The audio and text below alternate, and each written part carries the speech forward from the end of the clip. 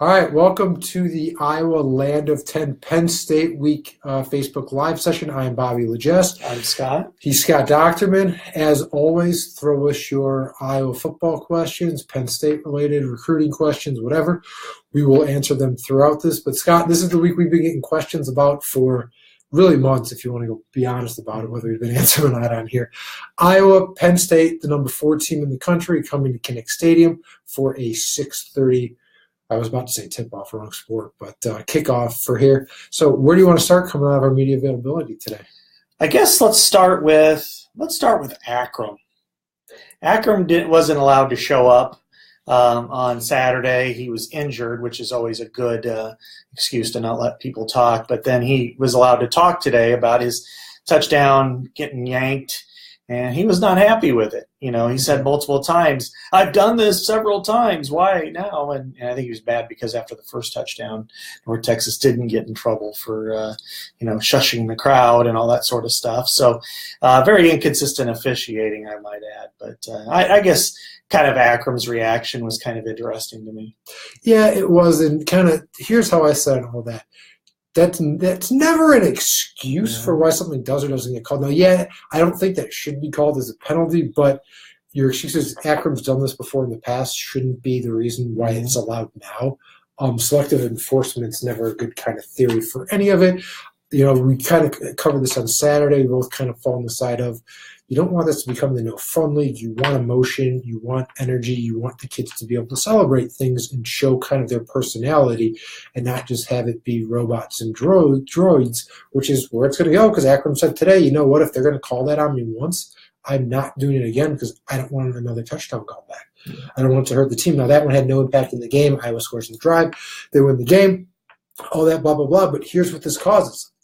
The one guy who's willing to speak his mind on most subjects at Iowa, who's willing to show his excitement, will now not be doing that. And I think all of college football is worse off for that. Not Iowa, but that way everywhere.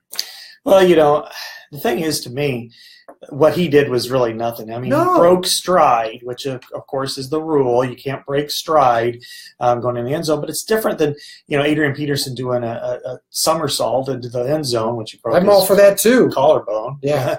He did that. I really don't care. It doesn't bother me a bit. You start to look at things like, can basketball players start showing emotion after a slam dunk or something like that? They get fouled. And if that ref crew is doing it, they won't because they bungled the Oklahoma State, Western Michigan, I think is the right direction. That's right. Game last year, so you had them there. So the real lesson from this is be careful on that crew when you see them doing a game that is either of importance or that the team you follow is doing. Beware. Yeah, absolutely. So we do have some questions and comments, so thanks for chiming in here. Kevin's from South Dakota, and we appreciate you chiming in. I love Rapid City area, Crazy Horse. Went on vacation there a few years ago. I think the last time I was there was 3. Yeah. So it was great 5 years ago for me. But Steve Spinelli, thanks for chiming in. That was a horrible enforcement of the rule. I agree. I mean, it was selective, and it was like going 26 and a 25 when the rules meant for somebody going 40 and a 25. All right. Nate says here his keys to success. Offense has to move the ball through the air to open up the run game. Defense has to pressure the quarterback and contain him. Run defense has been good. Minor adjustments to hold on Barkley. It's almost as if Nate already read my AJ Epinesa story, which posted about an hour ago, which basically kind of went, he's not necessarily the secret weapon, but maybe close to it because you're right. Iowa got exposed last year with McSorley getting out of the pocket, making throws on broken plays on the run. He's very good at that. Of everything Iowa did bad last year, that was one of the worst things. They want to keep him in the pocket. They want to disrupt him. There's about 6 ways you have to kind of defend to stop this spread attack. The only one that can cover up for some of the other ones if there's a miscue is disrupting the quarterback and getting pressure. AJ Epinesa consistently did that the first 2 games. I would argue Parker Hesse did a better job of it last week than him, but AJ probably all around most consistent guy on that. On a limited pitch count, unleash him, let him go. This is the game you need your playmakers to go. Let him go after the quarterback because that's probably the best way to try to slow down this team. And on offense, I agree with you. You will need to throw the ball. I don't know if you'll have to throw to set up the run necessarily. Penn State has a really good front, so it might become that way, but you're going to need Nate Stanley to make big plays through the air for you. in this game to win it. You're not going to be able to just ground and pound like the second half of North Texas, where you get 3 drives that essentially eat up the whole half and you score on all of them. You need plays to beat this team. You can't guarantee yourself that just eating the clock is going to be enough, because this is going to be one of those games. I remember years ago there was a Peyton Manning game where I think they played the Dolphins or the Jets from the 2 on Monday Night Football, and his team was on the field for like 12 total minutes, and the other team didn't score when they had the ball. Peyton had 2 possessions in the final 4 minutes of the game and won the game when he was with the Colts, and that was it. And so, controlling the ball isn't enough on a team like this. You do have to score in those kinds of situations. Iowa will be the most physical team on the field. Penn State defensively, its front seven is talented, but not necessarily that physical. It got beaten up a little bit in the first 3 games, against Akron and against Pittsburgh especially, and Georgia State was a glorified D3 team, so we won't really look at that. So I think Iowa's got a chance to really exploit that. If it stays balanced on offense, if it can hit some strikes but also run the ball effectively, it'll be in this game. It's such a 180 from talking about this team last November. I think this team has the ability to keep up with other teams like Penn State. If you get in a track meet, like Iowa State, we kind of thought going in, you want to keep the score down. No, Iowa can go with anybody, and I really think that this is a type of team that they can, because defensively Penn State's not the equivalent of, say, Ohio State's front seven. Now, of course, in the back end, they're not very good right now. So I think they've got the ability to do that. They have to leverage the ball. They have to make sure Trace McSorley beats them more from the pocket than from the edges. That's easier said than done. Yeah. Iowa's going to give up points. And I think they could stay with them, but they just can't.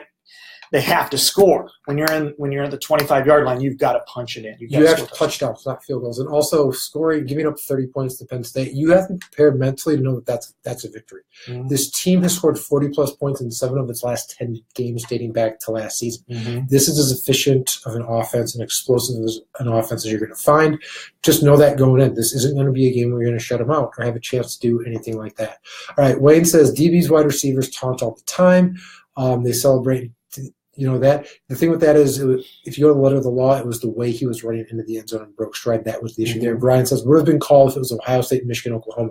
With this crew, it would have been. That's the issue. It's not the team that it was with, the player. I think the issue is more so with this crew and what they kind of called there. So I get why you're all upset about it and going with it, but honestly, I would just push it. I'd move past it. This happened in Nebraska in the opener against Arkansas State. I couldn't really remember the crew, but I was watching the game when somebody did that. And they started celebrating early, and they got flagged for it. And they didn't even score a touchdown in that drive. They only won by 5 points. So, that was pretty significant in that game, too. So it's just kind of Wadley, who did it. So, I don't really think it was – I think it was an over-officiated game, no doubt about it. And I think that they really need to start tapering it down, because as they continue – and I'm not even going to blame the officials specifically, but as the league officials, the NCAA officials, as they continue to pile on new interpretations and rules and, points of emphasis on these officials, they got to continue to keep calling these plays. And they added an 8th official, the center judge, and just consistently all the way through. So they're going to call more flags and throw more flags and call more penalties. And that's the problem. I don't want to see more penalties. And, last no year, one does. Look at last year with Iowa when its running game, when I think it was at Rutgers where they got called for a chop block, and it was clearly in the right, but they retooled the rule. Ferentz went after him, and he's on the Mount Rushmore of offensive line coaches, in my opinion. So there's another South Dakota reference. But, so I would say, he had a point.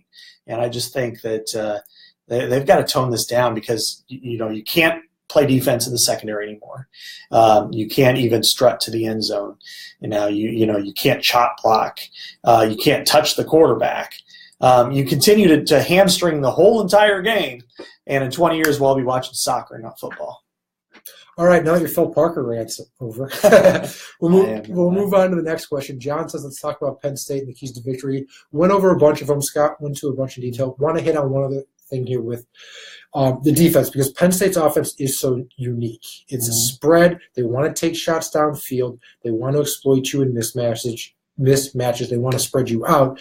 It's tough to do against them. I kind of looked at this a little bit in the film room on Monday. You might want to go back and read that because it was things that happened in that North Texas game that were good and bad, especially in the defense that can deal with them. But there's a few things you're going to have to do if you're Iowa to win this game. We already talked about containing McSorley, disruption, rushing the passer is one.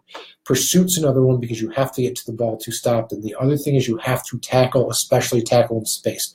These spread offenses are designed to create one-on-one matchups where if their playmaker gets past you, there's no one close by, and all of a sudden a 5-yard play now becomes a 40-yard run.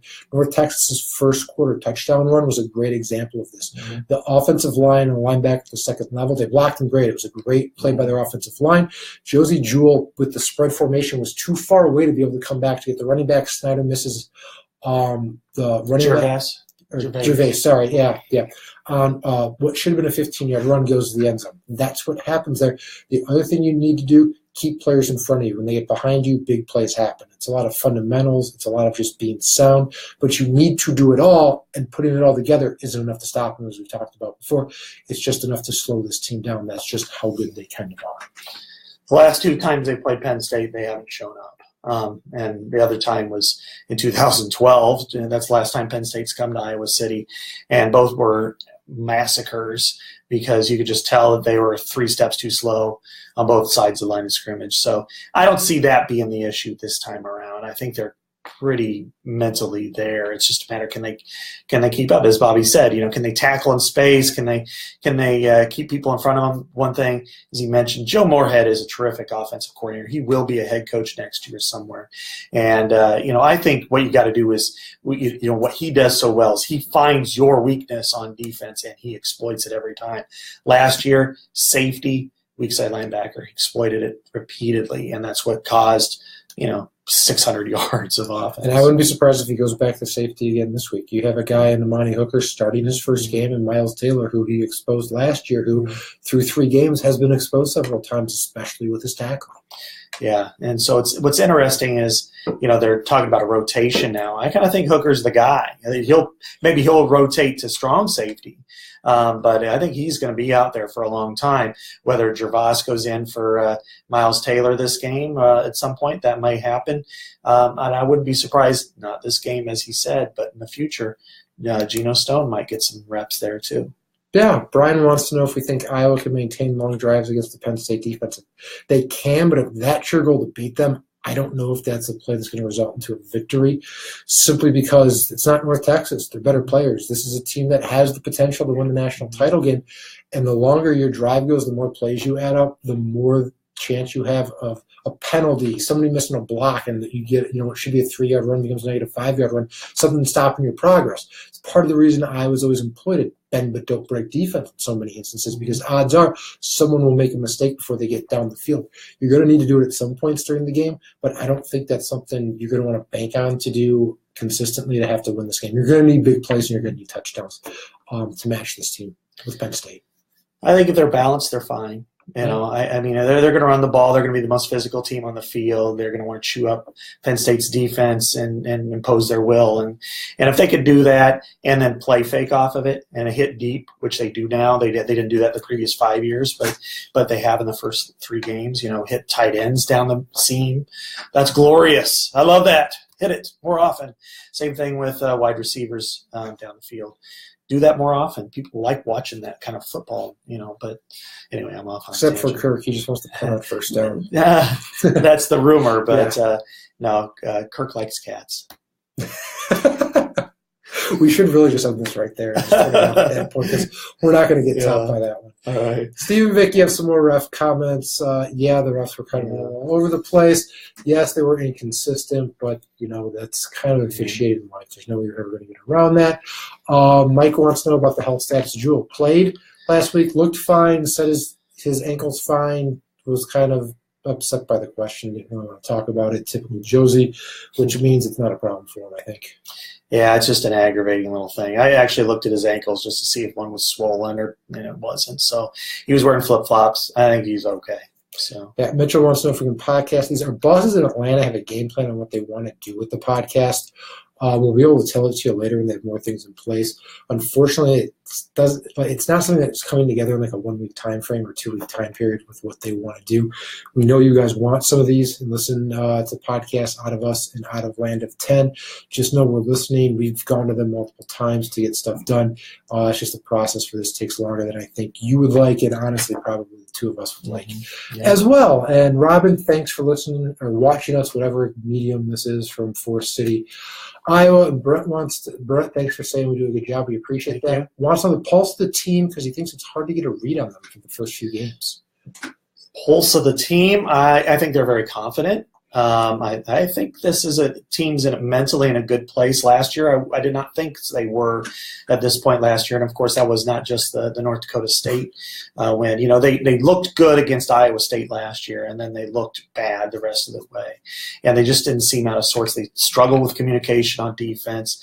Offense was becoming very one-dimensional very quickly. I remember talking to Josie a lot.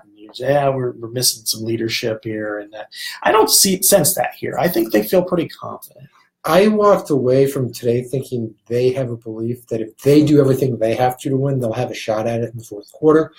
Didn't feel that was the case with this team with the Penn State game last year. You could make the argument with Michigan that they were coming back a little bit more. We have to prove ourselves, but it wasn't this kind of feeling. So I think they're walking into this fight knowing if they go with their game plan, it could work out for them. Not that it will, because they know how good Penn State is, but there is kind of a quiet confidence with this team that they're building to something, and they're not where they're going to be yet, but it's coming along, and maybe they take a step against Penn State, and it's what they need to win this game. Get a lot of questions lining up here about AJ and basically playing him more than he effectively play against the run. He has a skill set that, he can play the run as well as the pass. Players have told me they've seen it in practice. Iowa kind of brought him in slow just in the pass rush situations because that way he really only has to worry about one thing. I think we're at the point where he's shown you enough that you can kind of let him go full bore. I think that's kind of the key for this game with the defensive line and defensive play is to get the guys who's been the most consistent pass rusher on the field to do that the most often. I wouldn't worry about him playing run defense until it becomes an issue. Everybody says he can set the edge well. I know Reese Morgan in the preseason when we talked to him said he could do that, saw a little bit of him from it there. I just think they were kind of slowly building him up. And I think you're at the point where you kind of just, as I said, unleash him and let him go a little bit. Yeah, he was in, both, he was in, a 4-point stance a lot of the time. Yeah. And so I think that was something that, now when you get into a run situation, especially somebody like Saquon Barkley, you might want to be careful of that.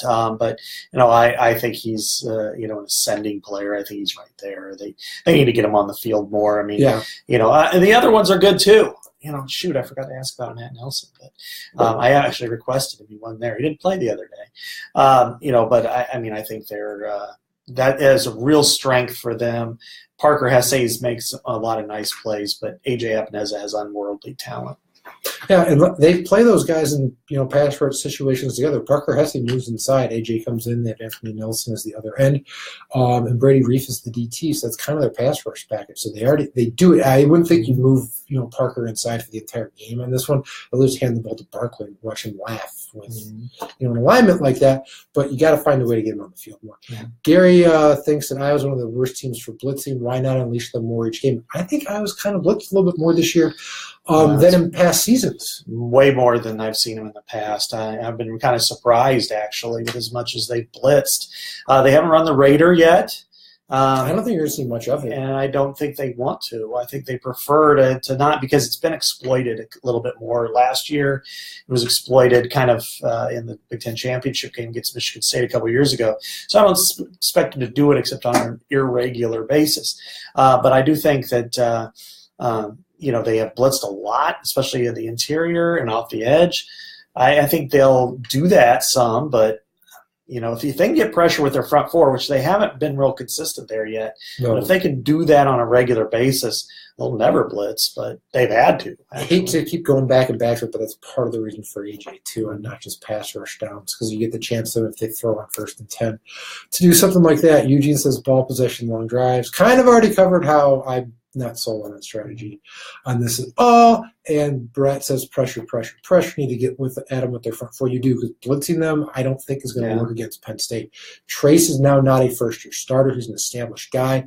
He will find where you're blitzing and throw it to that hole. Whether you're zone man, whatever mismatch that now creates, he'll hit the ball there, and Moorhead's a good enough OC that once you do something once, they'll have it figured out on how to attack it the next time you kind of pull that out. So the front four is your best bet on how to attack this team. Hey, Ben, how are you? It's been a long time since I've seen you. Let's see. Pressure, and it's just going to be, you can't just rely on it. I think you're going to have to tackle. And Iowa traditionally is good at it. It was great in the first game against a team that I think Wyoming is not quite as good as maybe we thought they were, except at quarterback. I still believe he's a great quarterback. But I think that's going to be part of it. You got to stop. If you can stop on, a 4-yard gain on first down, a 3-yard pass on second down, and then force them to, incomplete pass on third down, you've done your job. So I think that's part of it there. So Brian says he'll believe in Iowa if they win Saturday. That's a high threshold to have there. Gold medal or nothing. Yeah, I mean, this is the 4th-ranked team in the country that that won the Big Ten championship. That is really good. I mean, I'm not saying that. If Iowa goes 11-1, is that your threshold? I mean, I think that they, let's look at what they have coming after this. Let's say they lose by a touchdown, which I think is fair. They go to Michigan State. Let's say they win that game. They beat Illinois. They take a break. They beat Northwestern. Then you're looking at 6-1, 7-1. Minnesota at home. They haven't lost to Minnesota since 1999 at home. You've got a pretty good team there. I think 7-1 at that point. So I would put, I'll believe in you if you win this game on that kind of pressure on this, because otherwise you're just not going to be happy ever. Because what happened when they play Ohio State? I'll believe it when they beat Ohio State. I'm not quite there yet either. Yeah. No one knows how good this Iowa team is. Anybody's going to try to tell you. Otherwise, it's just lying at this point. I think you can walk away from this game with Iowa losing it and still walking away, if you want to look at it rationally and say, this team's better than we thought, and they're showing you that. You just didn't get the win here. And there's a lot of ways to go down. That 7-point game is a perfect example of it. Mm-hmm. So I think just Iowa winning is the way to believe in them, is a little bit high threshold here. Just a little too high. Brian wants to know if it's better to face Penn State early in the year. They lost twice early last year, and then weaknesses in Penn State. This year, I don't think it matters because there's not as many new pieces in some key spots for them. They've chopped 50 points twice in a row. They put up 30-something in their first game against Pittsburgh. This looks to be a team that, well, I wouldn't say mid-season form, but they're definitely not starting slow in the way you would for like an Ohio State or anything. I think it's going to be really tough to beat them now, and I think it would be really tough to beat them if you play them in November. And for their weaknesses, maybe overconfidence because they're that good. I mean, there really isn't a real sore spot on this team that you go, we can attack that, we can attack it often, and it's going to be how we're going to beat them. They are offensively the best team in the Big Ten. I really believe that. They've got their skill position players are top shelf at every single one. From Deshaun Hamilton, a wide receiver, Mike Gesicki's he's an NFL caliber tight end. Tony Moyaki type build is what I would kind of go with there. Trace McSorley for the offense they run is about perfect. Think Dan Persa from Northwestern, and half of you go in the fetal position right now. I might mention his name, but that's kind of the player he is. And Saquon Barkley is. I would say he's bigger than Melvin Gordon, probably more in Tevin Coleman's type of ability. So offensively, they can beat you in a number of different ways. Defensively, they're good, not great. One thing I will say is this is their first trip away from Penn State, from Happy Valley. Yep. It's a night game at Kinnick, and it's going to be a circus atmosphere. There are tickets still available, however. It's going to be striped. National TV. Again, first time, last year, that was Michigan's first game away from the state of Michigan when they came to Iowa City. I'm not suggesting the same thing's going to happen, but this is not a friendly environment for Penn State, and it's going to be nasty. So, I would say that they're going to have some adversity they've got to face too. So it's not all about just what Iowa has to do. They have to overcome some stuff too, because Iowa is more physical than they are. Brian wants to know who your dark horse is in the conference. I've got mine, but go first. Iowa. Oh, that's so boring. Sorry. So boring. I don't even think that's a dark horse. That's a team everybody's got Wisconsin. Everybody's got Wisconsin. And everybody's got the other three out of the East. I'm going to be surprised if Iowa ends up winning the conference. I mean, they team would. that's sitting there. Playing Penn State and Ohio State and Wisconsin on the road. Iowa's a known team with some known players that had a key thing. You want a dark horse? Go with Purdue. Oh, well. Because I think that's the definition of a dark horse. If that offense rolls and their defense can get enough stops, that's a team that's going to scare every team that plays in the conference this year. You want a dark horse? I think that's a dark horse. That's Seabiscuit dark horse. What I'm taking with Iowa is, Phil Steele, the great and powerful Wizard of Steel, had Iowa 5th in the division. And I think that they're the second best team in the division. I think Wisconsin's the best. But if you think they're the second best team, how can that be a dark horse if that's the team that's right behind the team that's in first? Now, for the division, it's not a dark horse. For the conference, it is. Because you got Ohio State and Penn State. And you got 4 top 10 teams. And they're getting gifts, just to get in the, 2 votes in the AP poll. So they're so far down, it's hard to make them into anything other than a dark horse right now. All right, Eugene says, huge opportunity for Brian in the offense. I would argue it's a bigger opportunity for Phil in the defense because if they win this game, that's probably going to be the first thing a lot of people turn to is how did you limit them to either X big play that they didn't convert or Iowa converted on defense, or how did you hold them to whatever the point total is? Because like we said earlier, holding them to 30, 31 points, that's a win for Iowa's defense. Yeah. Pat brings up the coincidence of the advertisements. We were just pointing that out of Saquon Barkley high-stepping in the end zone against Iowa. And, of course, there was no penalty call on that play. That's a nice coincidence. And, I tell you what, if that happens this Saturday, it could get nasty at Kinnick. I think there could be things thrown on the field. The guy who put that together has no idea how big of a story Akram high-stepping in that flag is in Iowa this week. He probably put it in there because it's a cool visual. From knowing people who've done that, who do that kind of stuff for a living, the person who does that has no idea that's what this is here. It's not done to troll Iowa. It's nothing to do with what came off that last game. It was just something they thought looked good in that highlight package. A lot of the same way that when you see the hip tape for Iowa put together each week, they put things in there that they think will look good and play well for you. It's the same exact thing for that advertisement. I bet they put that play up about the whole time on the hype video. Probably will. They'll just do that and show it over and over again. Then they'll show Jewel will probably punch a wall before the game if that happens. Yeah, they're going to be pretty intense on Saturday night. I think there's going to be some hits delivered. It's going to be fun to watch if you like football. Let's see here. Cody, do you think any how are you doing, Cody? Do either of you think Stanley hits on one or more of the deep balls thrown Saturday seemingly overthrown with regularity? Man, you seem to be missing all the ones that he connects on. About 4 of his touchdown passes have been 20-plus yards on either goes or down the field. A couple of them to Fan. He hit Mir. He's hit Matt. This is a pet peeve of mine. Fans keep bringing it up. I'm going to not be able to hold it back much longer. He's hitting on some of those throws, but it's more so he's not connecting on everyone, and the fans only remember the ones he misses, not the ones that he connects. And they're a lot like poker players with bad beats on this. They don't remember the winning hands. The deep ball is the toughest thing for a quarterback to connect on. A connection rate of like 50% on that is extremely good. And I haven't run the stats to figure out what his are, but he's connecting on enough of them and for enough touchdowns that I don't think this needs to be the talking point, the fan base that it kind of at the level of Kerfing is right now. You know, he has 10 touchdowns and 1 interception through 3 games. The last person to have that kind of stat was Chuck Hartley, but 1988 at Iowa. That's well past a lot of guys, including all Big Ten quarterback Matt Rogers, all Big Ten quarterback Drew Tate, C.J. Beathard, Ricky Stanzi. Better than all of them, and this is his first 3 games. He should have really had 11, but Nick Stanley didn't hold on to the ball. So I mean, that's something to really think about. He's hit on some long passes. You're not going to hit them all. He's not Aaron Rodgers yet. He's only 20 years old. So I think the other thing is, remember this: everybody's new there. I mean, the only 2 scholarship guys taking reps in the spring were Devontae Young and Adrian Falconer, and they're not seeing the field on offense. So he's trying to adjust to their speed with his velocity and distance. So Noah Fant is not as fast as Amir Smith-Barset, so he's got to try to manage that a little bit, overthrow, underthrow. He'll get the timing down. He's got an incredible arm.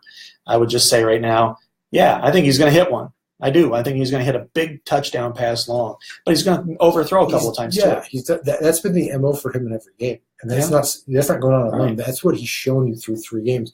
Nicholas kind of brings up the same thing with the deep ball, thinks Iowa wins by a field goal. David says go Hawks. Eugene wants to know if this is the alternate uni game because he believes that you have the uniforms already in your house, Scott. Yeah, I got them in my basement, my son's room when he went to college.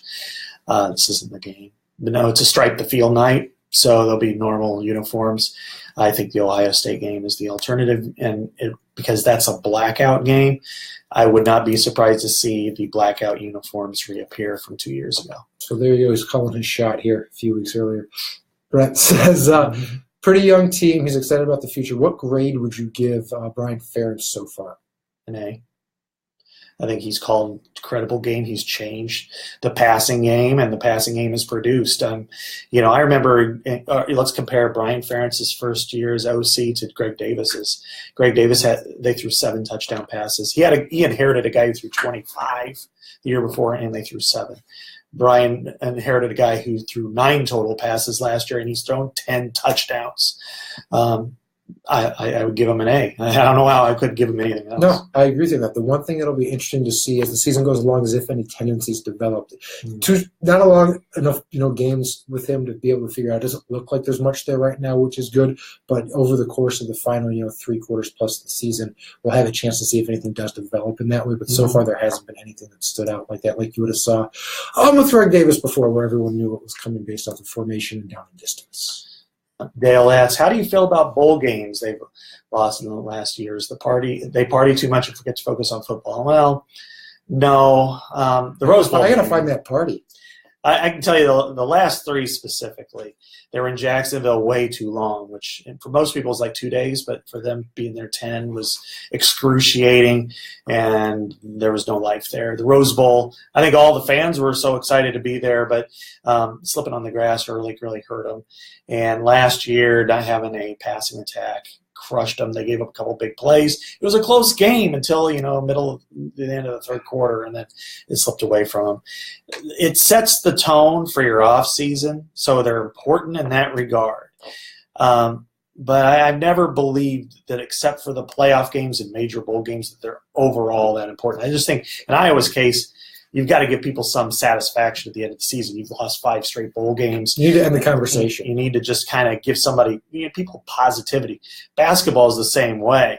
If you got a Sweet 16 team, go to the Sweet 16. Don't finish, be ranked. Flame out in March. He'd be the 3rd ranked team in the country, and then lose 7 out of your last 9 or whatever, and go to the round of 32. So it's the same thing for me. I think with if Iowa can win a bowl game, get that monkey off its back, then it's fine, whatever happens in the future. But I'm of the opinion, and I'm old because of this, I'd rather see you beat your neighbors and beat your Big Ten teams. And if the bowl game doesn't work out, so be it. But you lose 5 in a row, and that feeling kind of fades. You're going to have to keep track of your old man rants on these. We're at 2 today. Yeah, old man yells at clown. Well, that's going to be coming by week 8. Well, just get ready for when you're 44, you got to start your rants.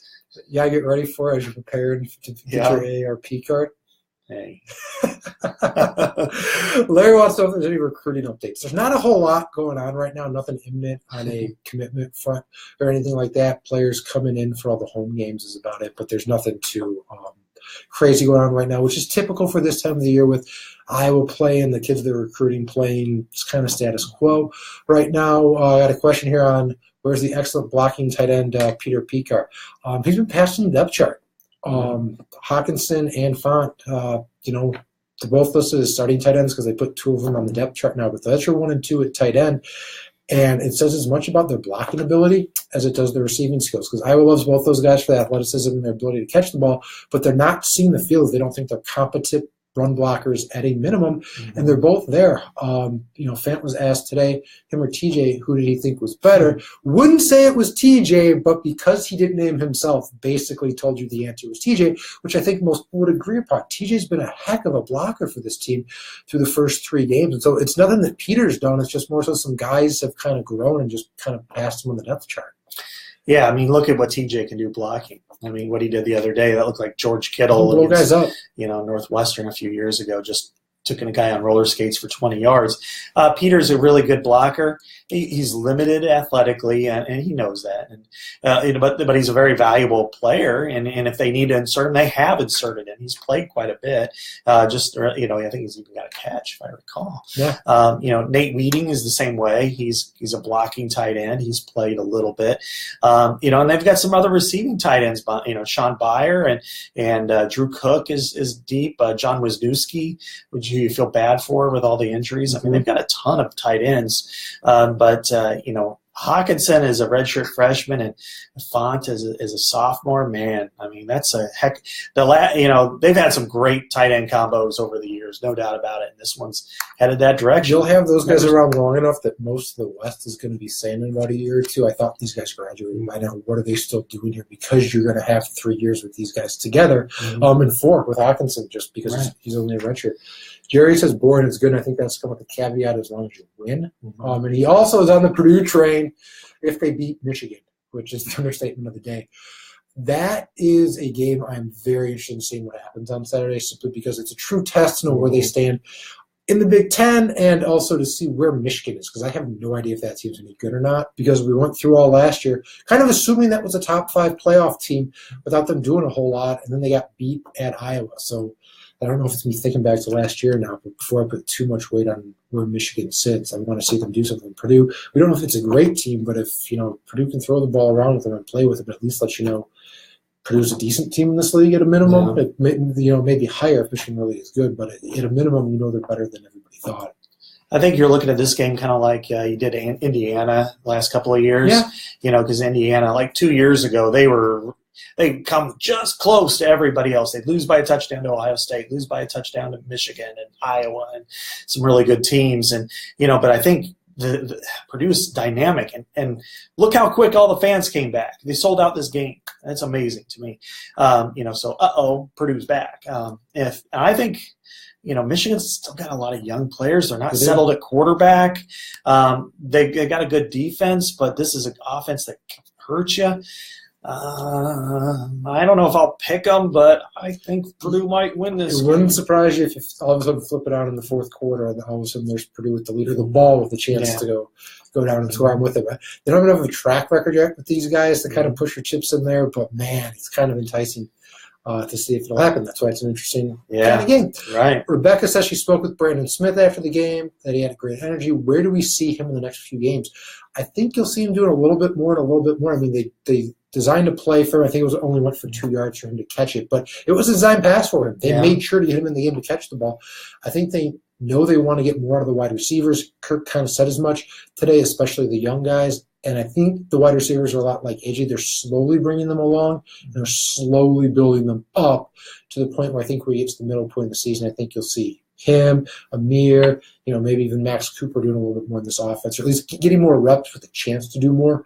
Maybe the ball doesn't go their way or not, but being put on the field more to have a chance to make some more catches. Yeah, I think so. And really, it's not necessarily a play for now with him. It's a play for next year and beyond. You still got Matt Vandenberg. Nick Easley's terrific, but he's a junior. You look at Smith Marset has done a phenomenal job as a true freshman. And then you have other guys, that are playing frequently. Max Cooper's going to get in more, and he's going to be that type of player too. And, Matt Corrals hasn't even gotten early in the game. So I think they're moving these guys forward, but he's going to play, and he's going to make some plays, I think. But he's such a big, strong, physical wide receiver with great hands, not a ton of speed, but great kid. I mean, I went to visit him in Mississippi, and I thought, man, this guy can do a lot of good stuff. So, as a person, so I think he'll be, I think he'll be a valuable contributor the rest of the way, and in the future, a starter. Yeah, thanks everybody for answering the questions people pose or things they say that we don't have to hit, like that fact that Penn State doesn't play Penn or Ohio State next week, so we can move on to Bob, who says Stanley will be good when he can hit the long ball. Man, I'd hate to see what your definition of good is. The kid's got a 10-to-1, touchdown to INT ratio. He hasn't made a whole lot of mistakes. If you want to ding him more in the long ball, I think you can ding him for turnovers with ball security, because the combination of those two has been his biggest issue so far. And if that pops up this week where all of a sudden he gets hit and Penn State recovers a fumble or two, that's bad, because you can't give extra possessions to a team that's already going to outscore just about everybody it's going to face all season long. I think that's the thing. If you want to knock him on, I think go for there over the deep ball. But there's some people that's going to be there because that's the one thing they constantly see. Well, if he hits them all, then he's the greatest quarterback who ever played. That won't be enough because he then probably didn't celebrate going into the end zone. Yeah, or he did celebrate and got called back. Yeah. Yeah. Barry says rather have an overthrow than an underthrow. You're right on that because the only guy who's going to catch the overthrow is your guy if he runs under it. And with the underthrow, that brings everybody on the defense back into play, not just necessarily the guy guarding him, but if you have double coverage, the ball gets deflected off of either Iowa's guy or the defender. Another defender in the area can come catch it. That's a really good point that I really hadn't thought about on this. Davey says, Brian Ferentz has shown versatility with his play calling so far, which is one of the key things, not just Kirk, but I think the fan base wanted out of that too. Yeah, there's lack of tendencies, running out of 3 wide receiver sets, throwing out of 2 tight end and 2 running back sets. I mean, just doing things at different times. That Greg Davis was incredibly predictable, which we all know. If they got 3 wide receivers, they're throwing. If they got 2 tight ends, a fullback, and a running back, they're running. And everybody knew which play was going to be called because there's not a lot of diversity in the play calling. So I think just being able to switch some things around, it's self-scouting, and it's being smart, and I think they've done that so far. Yeah, there was a thing, everything he does to kind of take you away from tendencies. There's a play in one of the New England games where the game was decided. It was the one where Tony Romo called. They blitzed on a 3rd down or something in the red zone or 2nd down. Romo called out, said they just did that to mess with other teams' tendencies when they scout them because it'll make it look like they blitz more than they do and not just play base. And so there's a lot of ways you can mess with it, and Brian does a good job of doing it naturally and not kind of artificially like that. Vicky and Patrick both are on the bandwagon for Nate Stanley, and Vicky thinks he just needs a little time. Patrick thinks Stanley's taking this team back to the Rose Bowl. Well, he potentially has 3 years to do it, so it wouldn't be a bad bet to make because you have a longer time period than other spot. But that's somebody who's more on the Nate Stanley bandwagon than I think either of us are. Yeah, at this point, if he's playing the Rose Bowl. But, Rose Bowl this year would be better than Rose Bowl next year. Because this year it's a playoff bowl. But, everybody in the country wants the Rose Bowl this year, not just the Big Ten teams. And Davey says, wondering about Brandon Smith in relation to Amir, seeing plenty of action, and Brandon came in with more fanfare. I think Brandon was the guy that was around longer. You could, talk him up is not necessarily the right word. You could discuss him. Iowa fans could watch him, his skill set, everything about him. Amir came in late in the recruiting process, was somebody that they talked about for a while, but he didn't commit until dang near the last day, came in right at the end. And I know the original thought for him was he'd arrive in June after a lot of the other guys did, which is what didn't work out. But he was somebody who was a playmaker in high school, and he's kind of translated it over with his speed to be somebody who did it enough in practice to convince the coaches that they want to get him the ball some ways in games. And heck, that he makes the game-winning touchdown against Iowa State. Yeah, exactly. And he's thinner. And sometimes you just don't know if that translates. You just don't know if he's going to just be a fast guy or he's going to be good. I remember Emmanuel Agwo came in 2 years ago. Incredible speed. He never really cracked the lineup. Quit in camp last year. Became a really good track runner for Iowa, but then is now transferred to TCU. So that in fact I was just looking this up that out of the 9 freshman wide receivers that Iowa recruited from 13 to 15, 8 of which left with eligibility. Cool. Only Matt Vandenberg stayed. So, all right, what else we got? We got hands. Upset alert on Saturday. Iowa win by 4.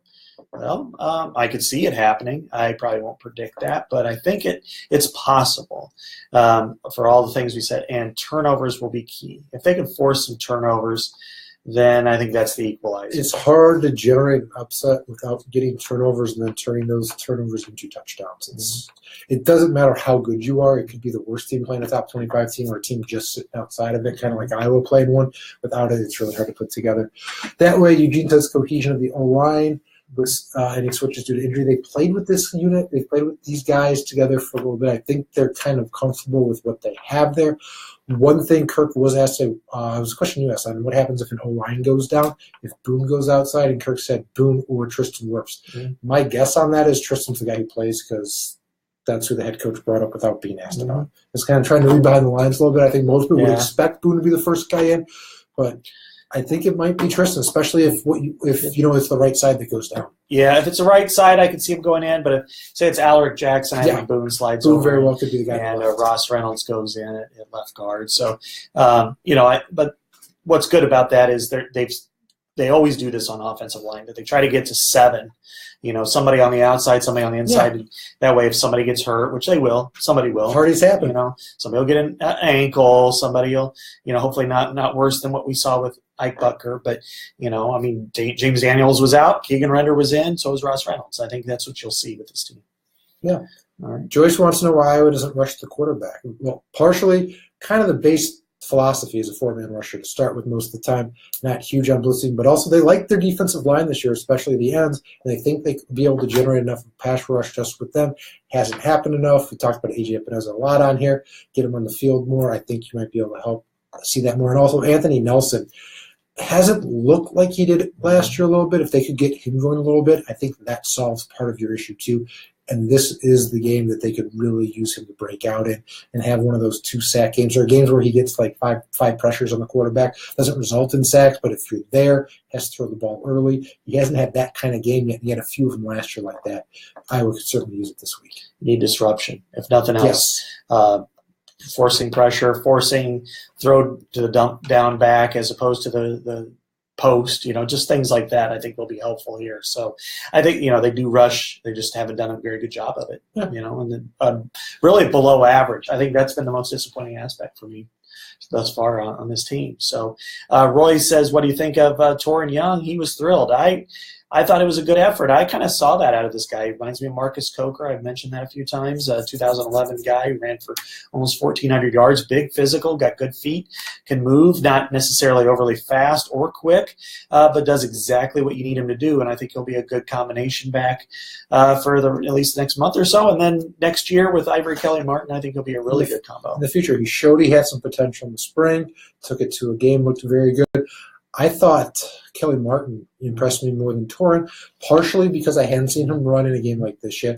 I thought his burst going through the hole was very good, and it's something that he's not Akron, but he has the ability to surprise people, get an extra couple yards, get away from a guy who's trying to close in a hole. Even on an interior run I saw that I think that'll be beneficial for him and help him and Iowa potentially get a few yards that you might not think are there. All of a sudden he squirts out on an inside zone and bounces out and you go, what happened there? Rewind the tape the next day and go, oh, he just burst past somebody. And that's kind of what it was. So, yeah, it looks like they got a good tandem there for down the road. And then Justin wants to know, he says, it's early. What are the odds the QB out of Lewis Central here in Iowa commits to Iowa? Max Duggan's the quarterback's name. The kid's out right now with a thumb injury for a little while, so you can't see him on the field. It's really early in the process. It's kind of a two-tiered thing. You have some national powers, bigger programs already coming in on them like Georgia and Penn State. That makes recruiting harder within itself. Then you also have the regional, local aspect of it. Iowa, Iowa State, Nebraska are all in on it. One of the most interesting things here to watch with him, especially with the way this year plays out, is there is a scenario this year where Nebraska completely implodes. And they clean house with everybody. Not just that, but it's an ugly year on it. Like they win 3 games, they win 4 games. It becomes, the kind of year Nebraska hasn't seen in a very, very, very long time. So if that kind of situation happens, what does this kid then think of Nebraska and view them when they bring in a new staff? Forever, so far into his recruiting process, because quarterbacks get recruited so early, it's a different ball game than every other position. Of Iowa stayed on him for years. You'll have the other programs that have already offered him for years. Whoever that new Nebraska program is has to be playing catch up for day one. That'll be really hard for them. And I'm not saying this scenario would rule out Nebraska for landing him, but it makes it a lot harder for the Cornhuskers to be able to land him. So it could potentially help not just Iowa, but anybody else that's in the running for him if the Nebraska season goes down that path. But when they hire Nick Saban, it'll be all right. Why Nick Saban? I really think they're just going to go for Belichick. Well, Belichick's too old. They're the same age, but hey. Yeah. They're about the same age, yeah. Really? They're not as far apart as people think. Well, I guess they're the same age as Mike Riley then. Well, yeah. There you go. Davey wants to know about the refs. The refs are Big Ten refs. They did that, oddly enough. They did the Iowa-Nebraska game last year. They over-officiated the game. I think we can all agree to that. And as we talked about earlier, their interpretation of the rules was letter perfect, but again, it's kind of like the cop on, on the Hayden Freeway there. It's 25 and you're going 26. I'm going to write you a ticket instead of saying, hey, here's your warning, all right? Or let him go. If he was holding his head back by his ear like Dion or turning around and holding the ball out and going like this, flag him, sure. And I think everybody agreed to that. But all he was doing was high stepping. I mean, Walter Payton did it. He was great. Apparently, Walter Payton isn't allowed in college football anymore. That's the other takeaway from Saturday. She was embarrassed. Vicky says she laughs out loud at Rebecca's comment that she can bet her hands to Brandon's hands. Yes, she said she has huge man hands, and Brandon's are unbelievable. Yeah, he has paws. He doesn't have hands. Brandon has huge paws, which is a lot of big receivers like that with his body size with huge hands are people NFL teams love and covet. There's a guy on the other side of the state named Alan Lazard who's very similar who will go in the NFL draft. I'm not saying that Brandon's going to be drafted, but when you have that kind of physical skill set, the NFL people will take a look at you because you have things not everybody else has, and they like guys like that, regardless of cross positions. Yeah. Right. So the bigger you are, the better the athlete, the longer a look they'll give you. When I was down in Mississippi, I made sure to take a picture of him holding a ball. And he holds a ball like the way I would like a Nerf football. He has triple X size gloves. It's just unreal. I mean, how big those hands are. I want to see him. I think this year he'll be a contributor. Might catch 10 passes or less. But I think what I want to see is that burst from January to April in Doyle's weight room and how he gets his speed accelerated. Because if he can chop another, tenth of a second off his 40 time, that's going to be the difference between him being a contributor and him being one of the better receivers in the league, because I think he's got everything else. His speed he's like 4.74 type of receiver. If he can get to 4.6s or 4.5s, watch out. He can be him and Stanley together. That could be a nice combination we haven't seen around here for a while. And then remember TJ. Yeah. They have the potential for a really explosive passing game. Yeah. Maybe a year down the road, just a lot of those guys are young. They all got to come together. It'll be interesting to watch the development of that, just like it'll be interesting to watch the Iowa-Penn State game on Saturday. We've ran through all the questions everybody has. So thanks, as always, everybody, for taking part, for watching, for contributing with the questions and comments. So parting thought or anything, Scott? Not so much, but thanks, everyone, for chiming in. We always enjoy doing this. And, if you want to replay or whatever, just – plug in your headphones or put it on background or something. I wish we could have it as a podcast, but we don't. But thanks so much, everybody, for submitting questions and comments. All right, enjoy the rest of the week. We'll see you on Saturday on game day.